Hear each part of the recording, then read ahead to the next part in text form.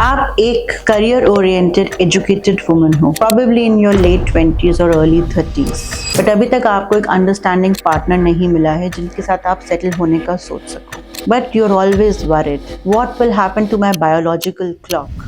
Whether I'll be able to have my own children, genetically own children or not.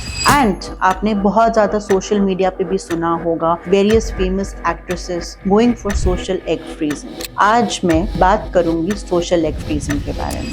नमस्कार, मैं doctor साक्षी नैयर हूँ. मैं consultant obstetrics and gynaecology and infertility specialist at sir Gangaram hospital. आज मैं आपको बताऊंगी social egg freezing actually होता क्या है. सो नॉर्मली जो हम एग अपने फ्रीज करवाते हैं ताकि हम अपने बायोलॉजिकल क्लॉक पे कंट्रोल कर पाएं, उसको हम सोशल एग फ्रीजिंग कहते हैं. एग फ्रीजिंग बहुत सारी चीजों के लिए होता है, जैसे कि अगर किसी को कैंसर डायग्नोज हो गया और वो अपने एग फ्रीज करवा रहा है, उसको हम सोशल एग फ्रीजिंग में नहीं कहते हैं. जो सिर्फ हमारी बायोलॉजिकल क्लॉक को कंट्रोल करने के लिए करते हैं, उसको हम सोशल एग फ्रीजिंग कहते हैं. सो इसका बेस्ट टाइम तब होता है जब हम less than 35 years of age हो. जैसे हम छोटे होते हैं हमारी एग की क्वालिटी अच्छी होती है, और जैसे जैसे हम बड़े हो जाते हैं हमारी एग के नंबर भी कम हो जाते हैं और एग की क्वालिटी भी खराब होती जाती है, क्योंकि वो एज डिपेंडेंट होती है, जिसका कोई भी आंसर या कोई भी चीज उसको ठीक नहीं कर सकता है. हम सोशल एग फ्रीजिंग के बारे में जो बात कर रहे हैं, तो बेसिकली एग फ्रीजिंग हम कैसे करते हैं. नॉर्मली हम पीरियड्स के 2nd-3rd डे से आपको हार्मोन्स के इंजेक्शंस देते हैं, जो रफली 9 से 10 दिन आपको इंजेक्शन लगते हैं.